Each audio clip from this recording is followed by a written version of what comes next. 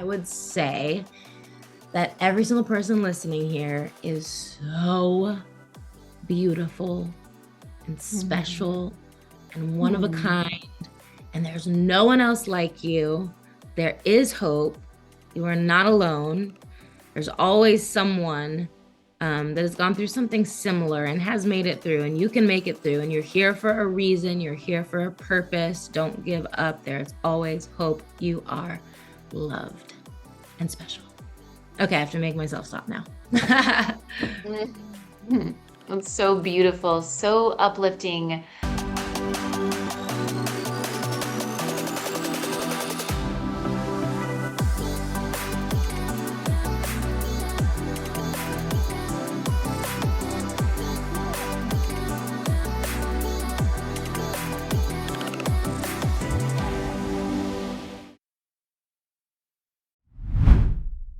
I am so excited to bring Caitlin Crosby to all of you as a guest on the Flourish or Fold podcast. Now, Caitlin was named among Oprah's Super Soul 100 list of visionaries elevating humanity and is the founder and CEO of The Giving Keys, a give back, pay it forward jewelry and lifestyle company. She's also a 2-time best-selling author as well as a keynote speaker. She's done TEDx, Stanford, and she's a former singer, songwriter, and actress. I mean, this woman has range like nobody's business. The Giving Keys pays it forward as a model that was prompted by Caitlin meeting a homeless couple and has now over 3 million customers. Her company is women-owned, and Caitlin is a pioneer in the social enterprise space, having launched the Giving Keys 15 years ago and has employed over 150 people who were transitioning out of homelessness. Caitlin has been featured in Forbes, Kenneth Cole's Courageous Class, Gap, and Levi's campaigns, The Today Show, People Magazine, Elle, Teen Vogue, The View, Harper's Bazaar, Create and Cultivate, and of course is one of Oprah's 100 Super Soul visionaries. I am just delighted to introduce you to Caitlin Crosby. We've got a wonderful conversation between she and I today, and Caitlin lives with her 2 children, Brave and Love, in Los Angeles, and you can find her on Instagram at Caitlin Crosby and at The Giving Keys. Tune in now for Caitlin and my conversation. Welcome back to all of you. We have got our next episode of Flourish or Fold, Stories of Resilience, and I am so delighted to have an incredible woman with us here today. I not only admire this woman, I also really adore this woman. This is Caitlin Crosby, and she is the founder and CEO of The Giving Keys and a twice published author. Welcome, Caitlin, to the show. Well, thank you so much for having me. I feel all the same feelings towards you. Oh, this is amazing. Well, I have watched The Giving Keys like just ascend as an organization, and you've gotten to do incredible things with this company. I know you're going to tell us about some of them. And then through a series of kind of friends and relationships, we got connected on Instagram. You were so amazing to do an Instagram live with me and help me promote my book when it came out, The 5 Practices of Highly Resilient People. And then we found ourselves together at Soho House, recording an episode on relationships, and we got to meet in person. And that was such a special time as well. So I'm just delighted to have you on the podcast today and to get to press in with you more. Oh, I'm so excited to gather more of your nuggets. I know you're asking me questions, but I might have to ask you some too, because you're just a little bundle of wisdom. So I'm grateful. You're just that powerful that you could turn it around like that. I see this happening. Caitlin, tell us about The Giving Keys for people that are not familiar with your organization, haven't heard about it in some time. They're like, that sounds familiar. Talk to us, like, bring us up to speed. What are The Giving Keys? Okay, so quick cliff notes for those of you that don't know, the Giving Keys, we are a pay it forward company. So we predominantly make jewelry. We've made a lot of other products as well through the years, 15 years. But they all say inspirational words: persevere, abundance, hope, love, strength, faith over fear, serenity prayers, all that good, encouraging, motivating things and words and sentiments that we all need. And the whole premise is you get a word you need, and then you have to pass it on, pay it forward to someone you feel needs it more than you. And then you tell that person they have to pass it on, pay it forward to someone who needs it more than them. And then people write the story of why they gave it away on our website. So you can read thousands of stories of the keys being passed all over the world. But I started it, I grew up acting and doing music. And I was doing a tour for music, and in New York, in the hotel room key, I thought it was cool, put around my necklace, got compliments. I ended up meeting this young couple experiencing homelessness on Hollywood Boulevard, took them to dinner, fell in love with them, had my aha moment that I should pay them to engrave inspirational words on these old keys. So, and this was again 15 years ago. So this was kind of before, I think, a couple other brands started doing that the last few years too, which is great and fine, because the more love and goodness go around, the better. But it was kind of it wasn't something I was planning. It was just an authentic, organic moment of, I wasn't trying to come up with a business model, like a give back business model. This is still kind of like, yeah, like when Tom's was just starting. I was obsessed with Tom's, those shoes at that time. But they were definitely inspirational to me, that there was some sort of give back component. But at the time, it was just a necklace that I wore that said love your flaws on it. I think I wrote it with a Sharpie marker on the key. It was not that cute. But then when I met this couple experiencing homelessness, I was like, oh, wait a minute, I can employ you guys. So little by little, I started buying engraving equipment, and they started making the keys in alleyways on the street, and just kind of hustled and got them into stores all over the world. We were in Starbucks worldwide, Nordstrom, Bloomingdale's, boutiques in Paris, like the whole thing. And so we ended up, they obviously saved up enough money. They got their own apartment from a dumpster. Then we partnered up with dozens of nonprofits that help people that are trying to transition out of homelessness find and keep employment. So we ended up employing over 150 people that were trying to transition out of homelessness. And then the pandemic happened, so we kind of stopped everything. We shut everything down for months, and got rid of our office and our Airstream and our HQ and our storefront and all the things. So we're not doing that same model anymore, because we were trying to just stay alive. And we had so much inventory that our amazing team made, like thousands of keys still that they had already engraved. So we moved it into a fulfillment center. So now that we don't do that same model, we now donate proceeds to our favorite nonprofits that help people that are trying to transition out of homelessness find jobs. Or we do things like our yellow Persevere key, like $5 of that goes to Chrysalis, one of our favorite partners. So we're still keeping that same theme, but really focusing on the pay it forward stories at this time. I love that. I love hearing about where you started, and then also the evolution of where you've taken things, especially as you think about like recent, global events, and being able to create a business that is both sustainable and also continues to do good in the world and give back. There's a couple of things about that story that really stand out for me that I want to just double click on. And the first one is, of course, that here you are, an aspiring like actress and singer and doing things on stage, and you meet a homeless couple on the street.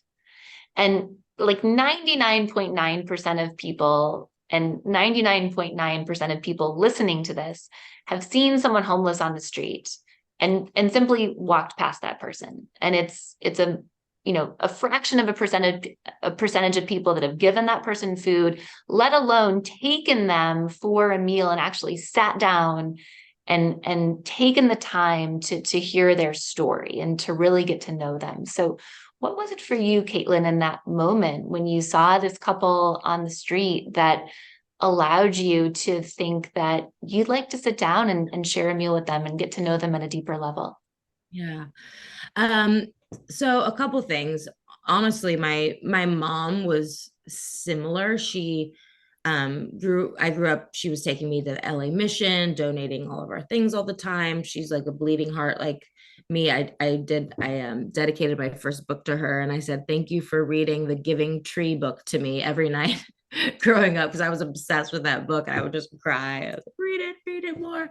Um, so she was always like that. Also, I was raised in church and youth group and all that. So it was actually pretty normal in that kind of community. Like we would always go to Third Street Promenade in Santa Monica and buy food for everyone that was on the street, and would talk to them for a long time, pray with them. Like, so I think I was kind of used to it.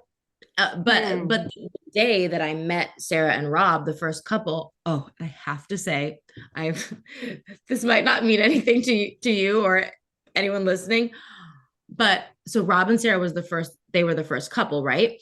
And for years, people have asked me, where are Rob and Sarah now? Are they still together? And I've always said, I was like, oh, they broke up, and I'm so sad about it. Because we were close. Like they came over for Thanksgiving, like we went, through a lot together. And, they went on to have different relationships and all that. But Sarah just told me that they just got back together, and I'm so excited. But anyway, um, And so the day that I met them, I was actually at church on Hollywood Boulevard, and they were playing an Invisible Children documentary. I don't know if you guys remember that. It was like Coney 2012, and it was like this viral video of these soldiers in Africa, this horrible regime, making these kids these soldiers, and it's a whole thing. Um, and I left bawling my eyes out, and I literally prayed. I walked out of the doors, and I was like, God, what else can I do to help people? I was crying. It was raining. It was dramatic. It was a moment. And right there, I saw Rob and Sarah sitting in the rain under an umbrella, soaking wet, and they were holding up a sign that said ugly, broke, and hungry. And it caught my eye because I also have I don't do it anymore, but the actress Brie Larson, she was, Captain Marvel and all that good stuff. We did a movie together, and before this, and we started a kind of a movement, I guess you would say, called Love Your Flaws, and went around and took thousands of pictures of people holding up signs that say things like, my stretch marks are beautiful, my chemo fried hair is, gorgeous, cankles are the new black, the scar saved my life. Like that was my obsession for years. We had a website, we had all the things. And my merchandise tables at when I did music, like everything said "Love Your Flaws" on it. I had like T-shirts that said it. I had an album called Flaws. I was really into this topic. It was also a way to give myself therapy from growing up in LA my whole life. But anyway, so this thing on the sign, it said "Ugly, Broken, Hungry," and it looked like a "Love Your Flaws" sign because of the word "ugly" and the way they wrote it. And I was like, why does your sign say that? And I remember acting class or something that night. And I said, well, if you're hungry, okay. I said, I'll go buy you something. And I was like, wait a minute. Do you guys want to go to dinner? And we just walked down to Kitchen 24 on Cahuenga.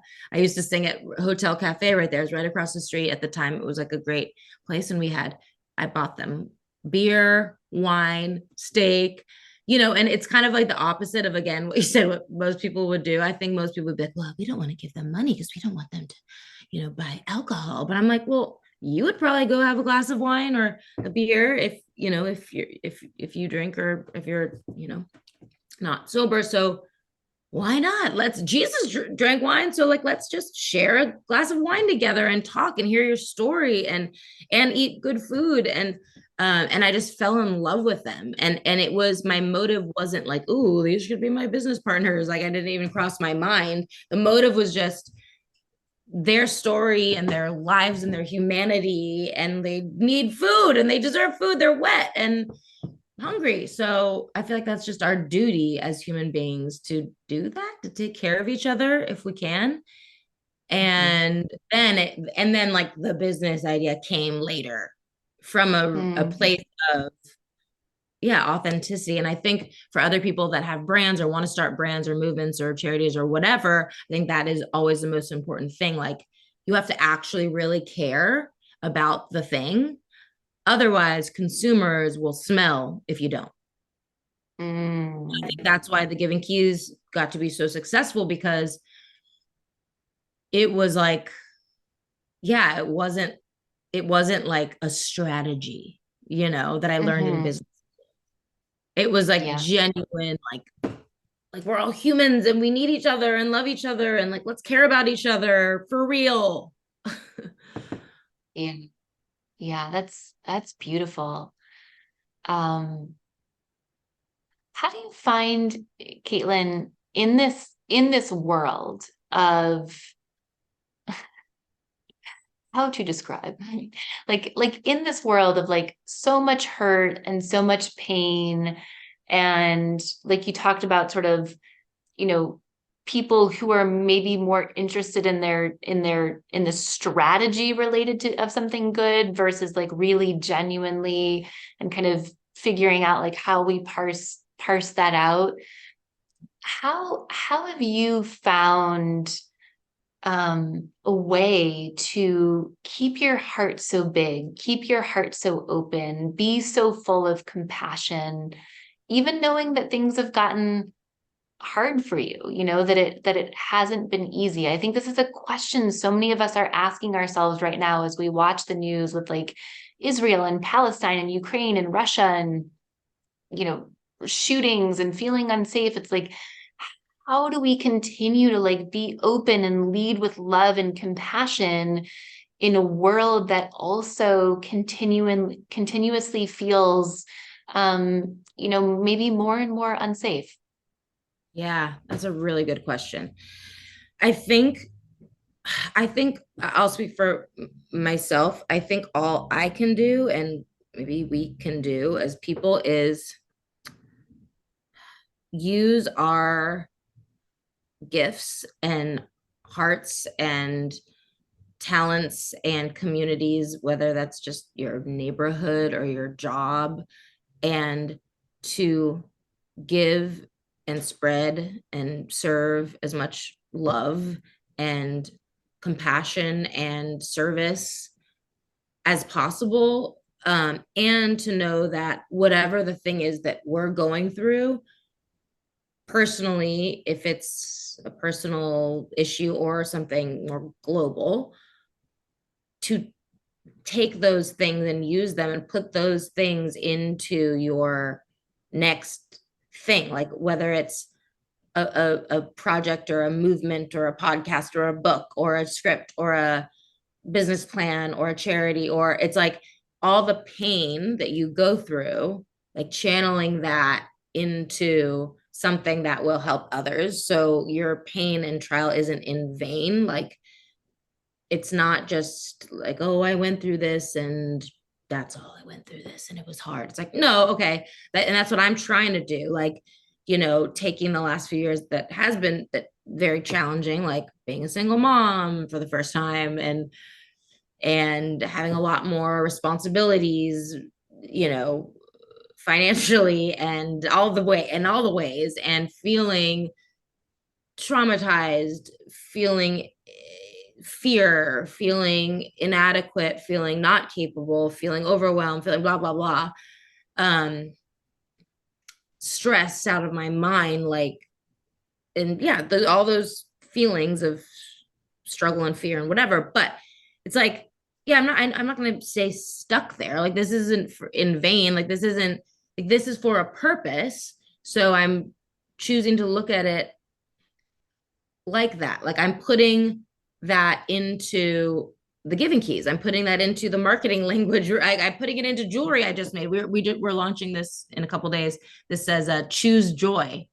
um and just went on this whole rabbit trail of like, okay, choosing to feel certain ways instead of letting my mind and emotions and feelings take over, and they're running the show. Like, no, I'm going to choose, you know to say these things to make me feel a certain way. I'm going to take the trauma, stress, this, that, whatever, and infuse it into products, I know it's going to come into a third book. I don't know how the third book is going to end, but I know it's in there somewhere, whether it's new speeches. So, and then the people that are going through God, all the horrific, horrific, horrific things, not to compare, but to compare, I mean, gosh, how can they infuse that and use that for good? Maybe it's,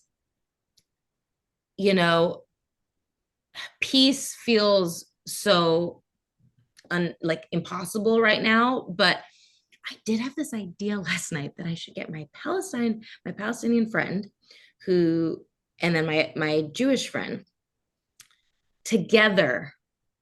And they're both mothers. And what if we film something of them having to go into it with the intention and goal of peace and compassion and resolution and repair, not to like fight and get your point across. Like, no, none of that. We have enough of that. But like, yeah, like using the pain to make something beautiful to progress your lives and other people's lives. So that was the longest run-on sentence ever. Something like great. that. It was great. One of the things I love, like one of the things I love about these interviews is there are people who come on and they like talk about their stuff all the time. And it's like, very like, crisp and succinct. And much of your content is too, which is beautiful. And then I also love these moments where it's like just very clear that it's like, this is like a new idea that I'm just like, I had it last night and I'm like working it out right now. And I think it's so cool also to like just get that beautiful window into like something new that's emerging for you. Don't have it like totally planned. There's not like a strategy and a project plan and but it's like there's something emerging that's really neat. And I love you just being willing to share even as it emerges like in this moment without having it all figured out. Yeah. Thank you. That's what I always say with everyone that has ideas to start a business or whatever. I'm like, yes, you can have a business plan and do the whole thing properly, but you can also just start and just do it imperfectly and messy and it could be beautiful, if you just do it. But a lot of people just don't do it because they think they have to have all the plans and the strategy. This is embarrassing, but I'm so excited. I've run a company for 15 years. Okay. I mean, the first few years, it wasn't a company, but I was selling, them with cash on this, my music shows. But, it's been a legitimate like S Corp social enterprise company for well over a decade. But that word strategy, I still like when people ask me in a business context, like I was in a meeting a couple weeks ago with the girls that help with social and create like content for social, and they're like, because someone else she was kind of like our GM was in charge of kind of giving them what they should be doing, and now I'm doing that. And I always say, like, this is not to be too hard on myself, but I always say, like, I'm the worst leader because I'm always like, squirrel, oh, this, let's do this. And they're like, wait, what? We're trying to follow you and you're all over the place. And so she said in the meeting, she's like, so, okay, so what's like the strategy? And I was like, what do you mean? What does that mean exactly? Like, I literally don't think that way. I don't know how to put it into a business plan structured way. Like I kind of just do it. And that's doesn't work well in a business structure. So that's been tough.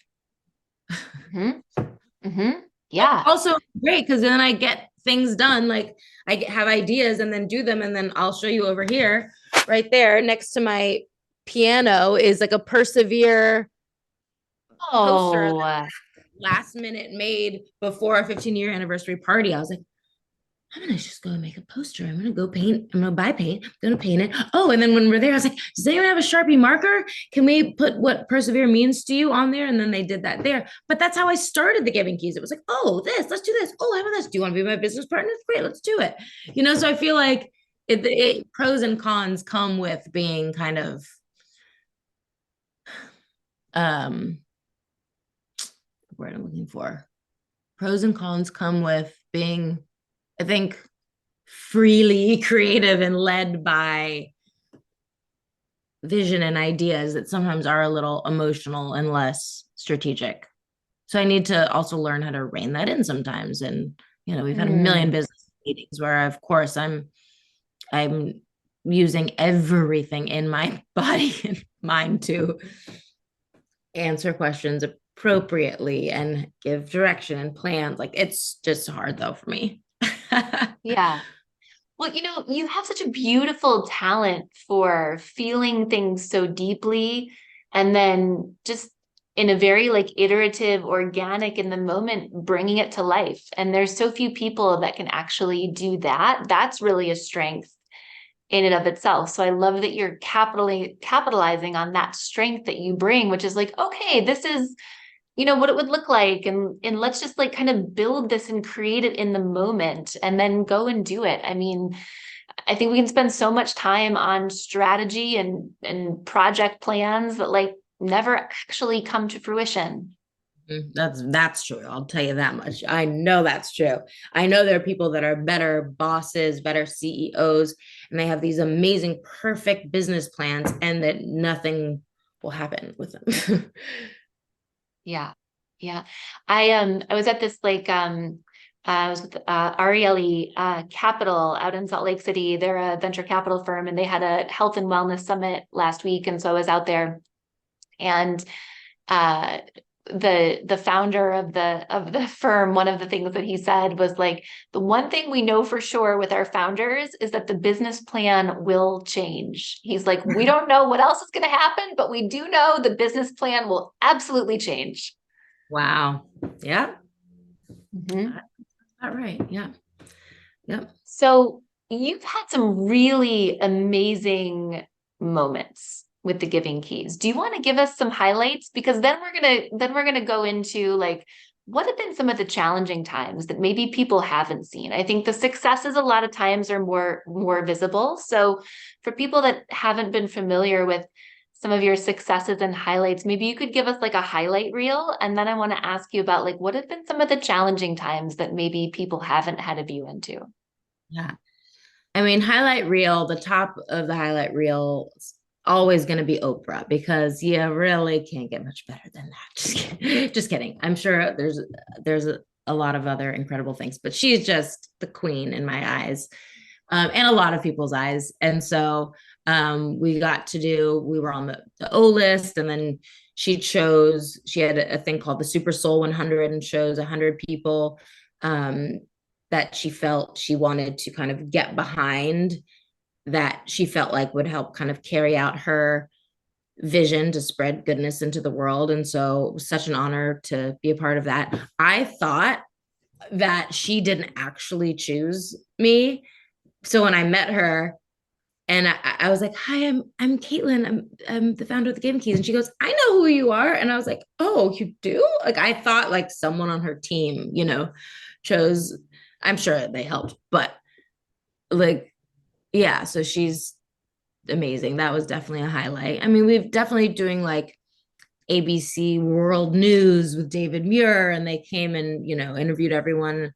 Um, but I think also just all the people, the highlights that really matter are, you know, the people that lived on the streets and lived in tents and were drug addicts and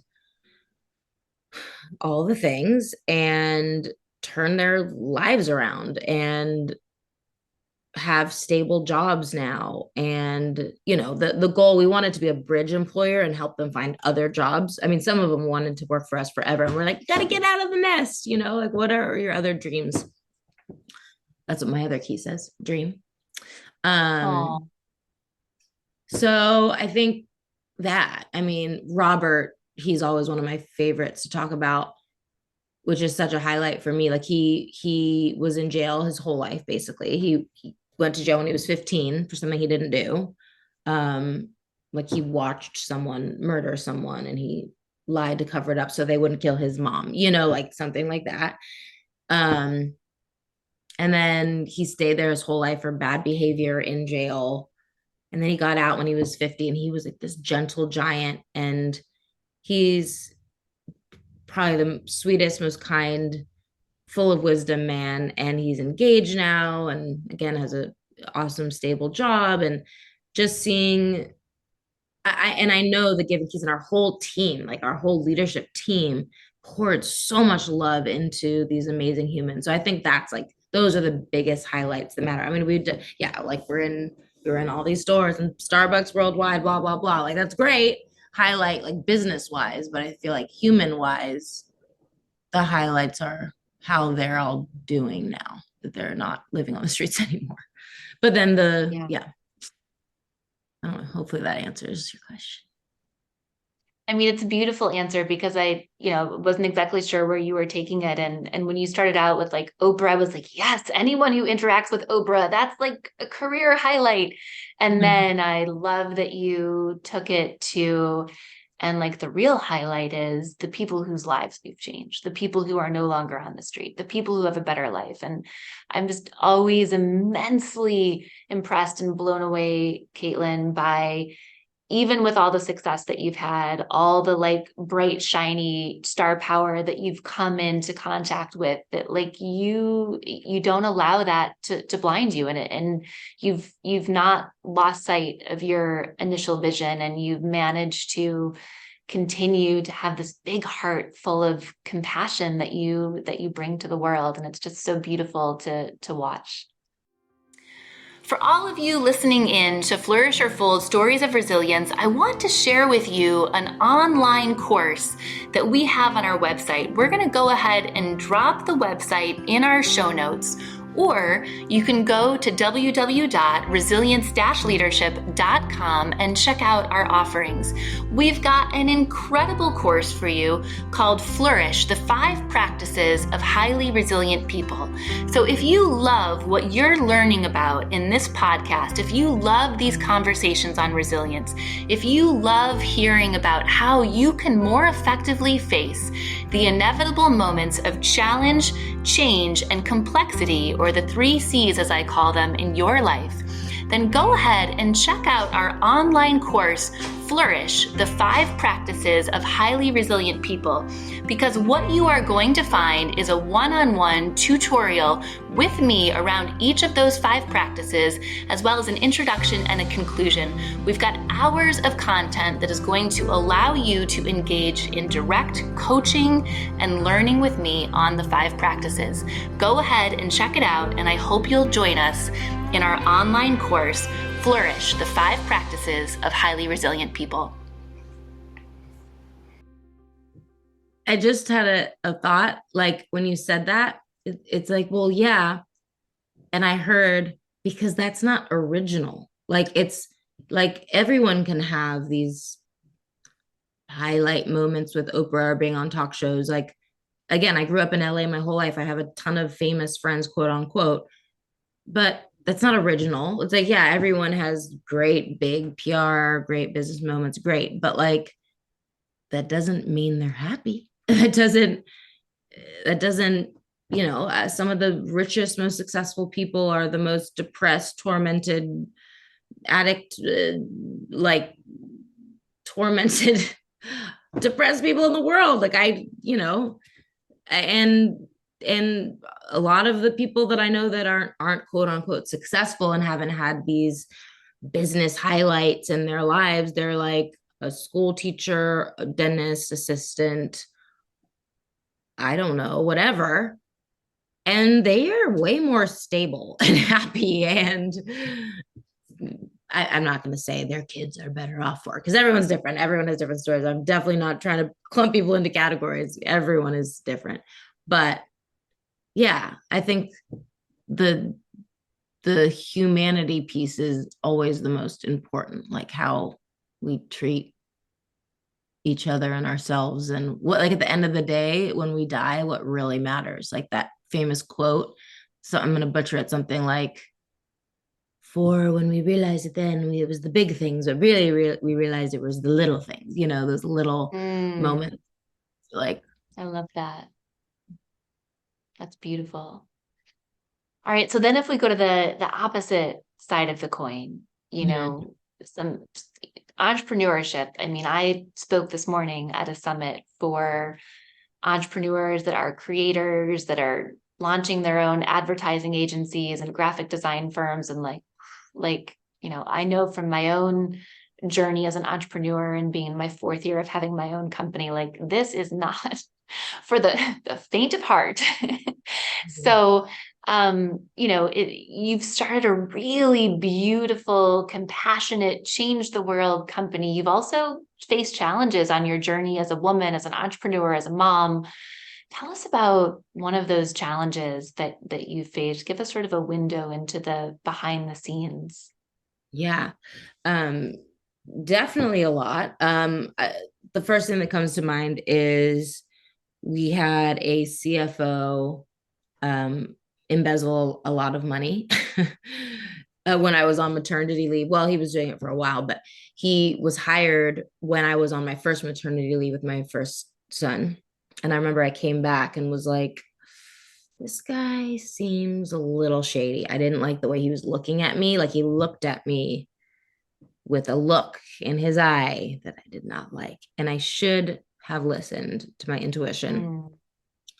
Mm. And I felt it so strongly that I even had my dad, like take him out for cigars and bring him to have a meeting with my dad's financial team and bring the books in so they can look it over. No one caught it. And they're like, no, like he's great. Like he's the best CFO you guys have had. He's finally doing the books the way he should to give it to the tax people appropriately. And I was like, okay, okay, okay. I guess it's just a weird feeling I have. And then my second maternity leave with Love, he um, emailed me that he was quitting. And then our new CFO started and she got dug into the books and said, hey, I'm sorry. I know you just had a baby, but we need to meet. Um, and yeah, she said he's been embezzling hundreds of thousands of dollars. No one caught. Again, we had like multiple people looking too. But he was like a pro at it. And then we filed a police report and then he died. And he died with no money, nothing to. So we've still been honestly trying to work our way out of debt from that. Oh And my he was gosh. really, kind of helping me run the company for a few years. So I think that really hurt us in a lot of ways, like making not great business decisions for whatever his motives were, you know. So that's been really hard to recover from. Um, yeah, probably Wow. that's probably my least That's one of. mm, And then that I'd say hurts. personally, hardest, what's been the hardest is trying to quote unquote find that balance of being a working mom and run a company that, you know, is stressful and to not have that bleed into my kids. And, I wrote a thing that I have on my refrigerator that says the type of mom I want to be. And it's like, I want to be present. I don't want to work when I'm with them. I want to make eye contact with them. If I am going to work, I have to say, hey, I'm going to work for this amount of time while you guys, do this, not be on my phone all the time. But I still fail, quote unquote. And I'm still constantly like putting out fires and doing this and always on my phone.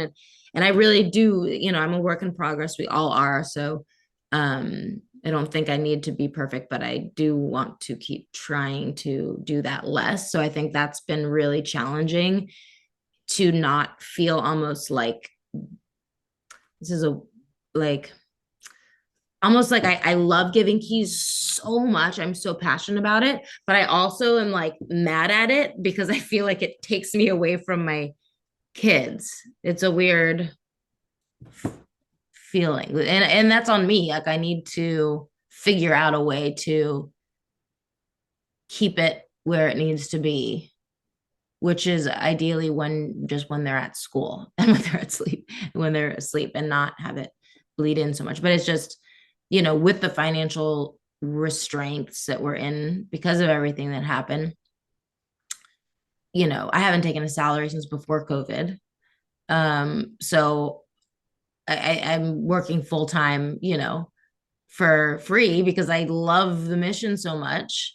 And so I'm just taking on more and more jobs and roles, and it's been great because I'm empowering myself to realize I'm capable of doing more than I thought I was able to. I used to, say, oh no, I'm the creative. I don't do spreadsheets and charts and tech, and now I'm like, yeah, you have to, Caitlin.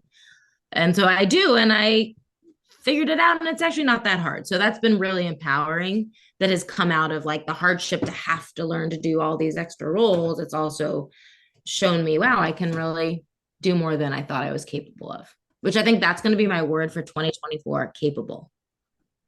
Mm, I'm going to I have to put love that on. that. I love that for 2024. Let's go. Capable. That's powerful. It's powerful. For somebody out there who has somebody in their life, maybe it's their CFO, like the story that you shared, maybe it's a relationship, maybe it's a new friend or an old friend, and like something just doesn't feel right, something doesn't add up, you don't like the look. What would your advice be, Caitlin, with the wisdom that you have? Because I know all of us, like we just want to be like so dang appropriate, and we don't want to be mean to people, we don't want to upset people.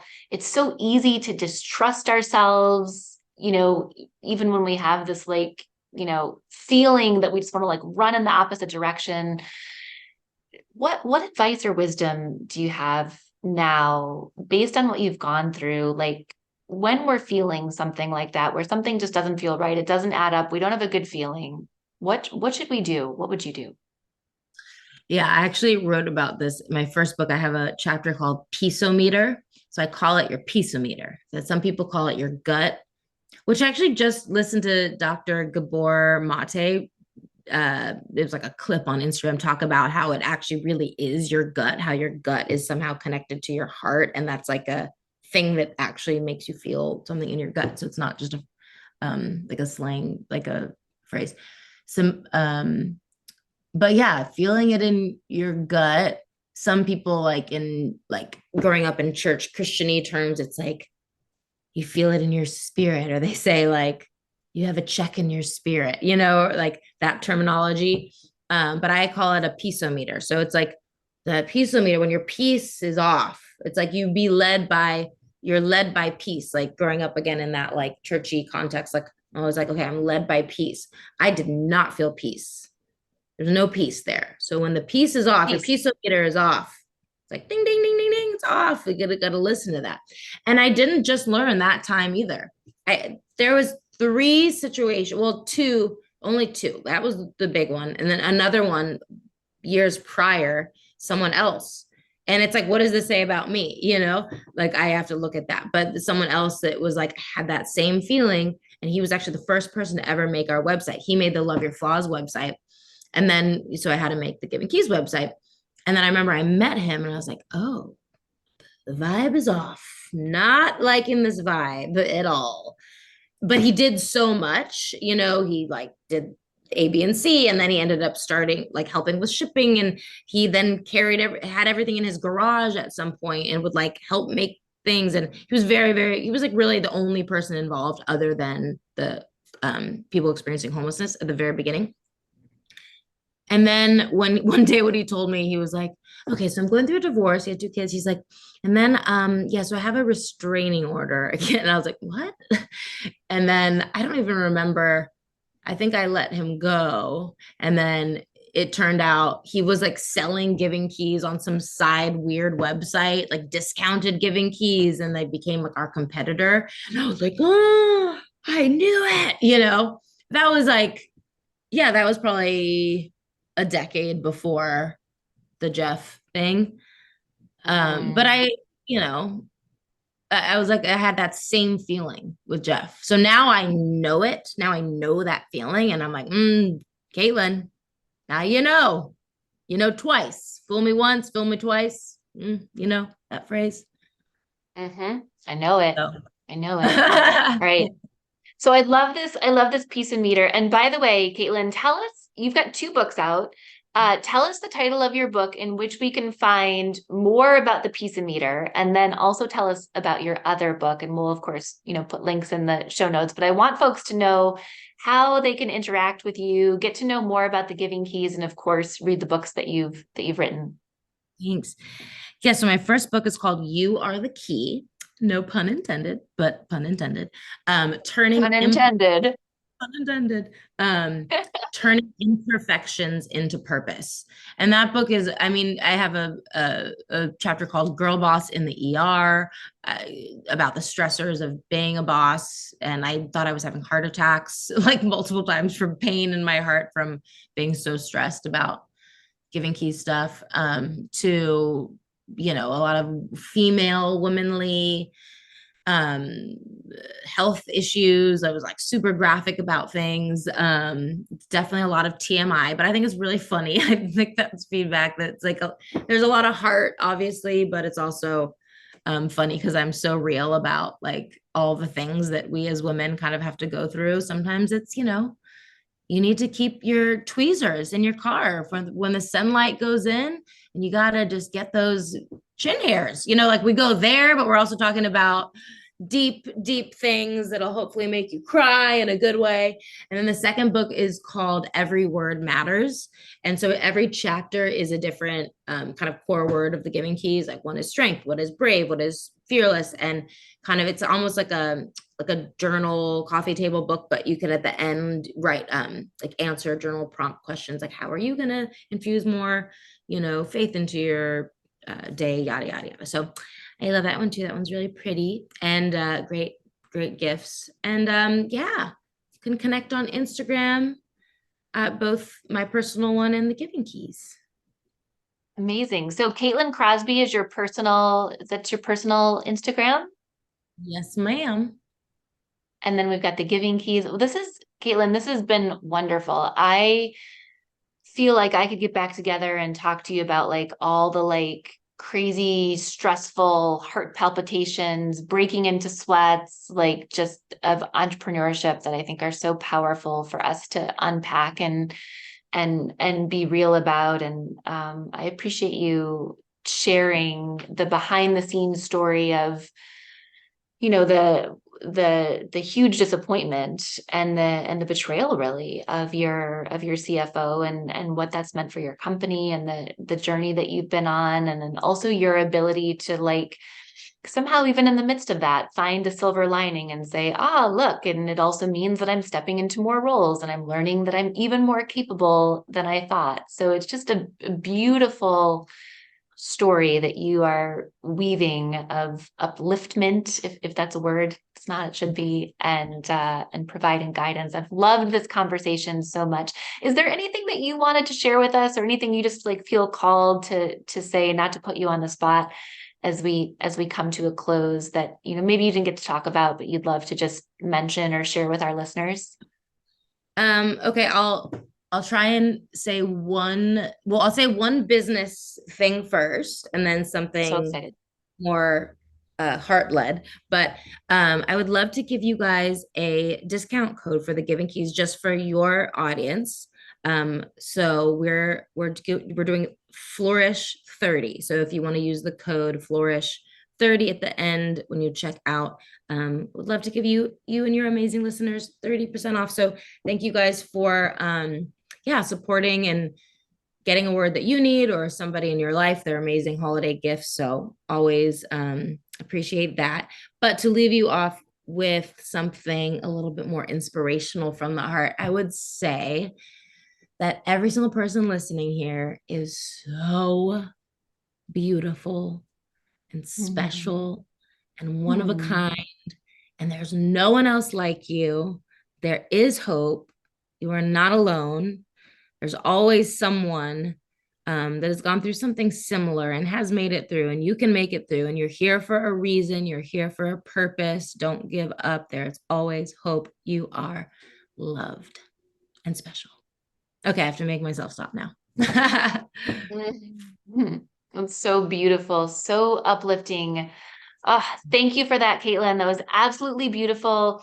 For those of you that want to spend more time with Caitlin, she's got an incredible platform on social media. I know we are all running, not walking, to the nearest Giving Keys website. We're going to buy Giving Keys for all the people in our lives because we all have much more stuff than we need. So what a beautiful way for this holiday season to buy Giving Keys for people and to say, not only is this key meant to be a source of inspiration, but as a result of this purchase, we know that a portion of the proceeds are going to go to uplift humanity, go to important charities. Thank you for all of the work that you're doing, Caitlin.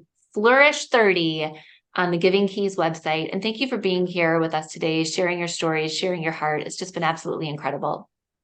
Thank you so much for having me. You're such a beautiful soul, inside and out. Thank you. You too. I feel the exact same way about you.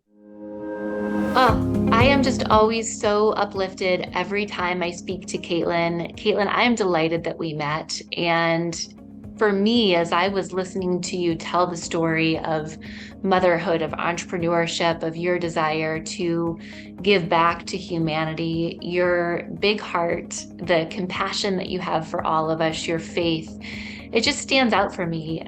You have been such a role model for me and my entrepreneurial journey. I'm delighted to have you on the show today. And one of the things that I learned from you during our show today is that even though, I might be thinking about visibility, what stages I want to get on, what programs I want to be on, what PR I want to be doing, what celebrities and important people I want to take notice of my work. What you really taught me today is that the most important thing is giving back to humanity and human connection. And as fancy and special as it might mean to get to work with well-known people or even celebrities, it's not original.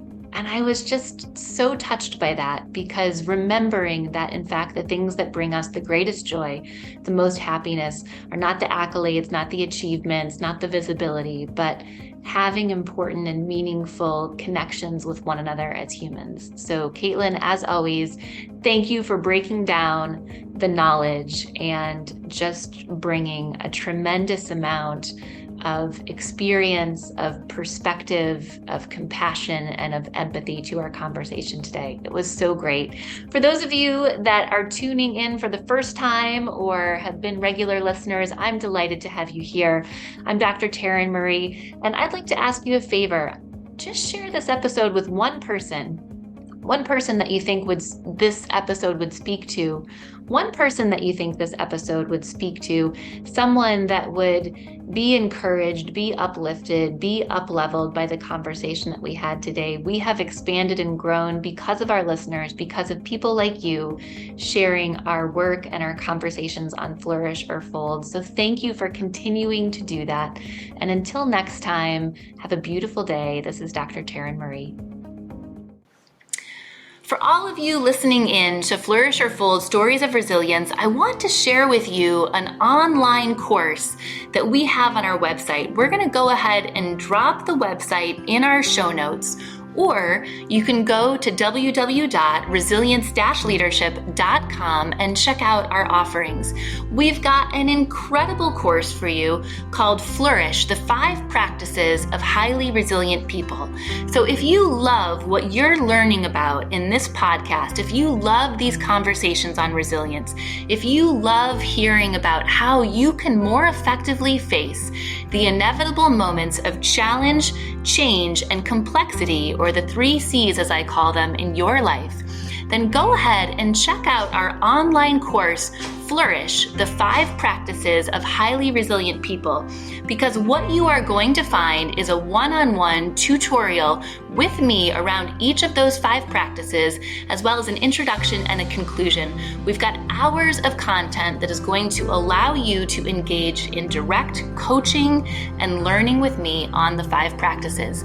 Go ahead and check it out, and I hope you'll join us in our online course, Flourish, the 5 Practices of Highly Resilient People.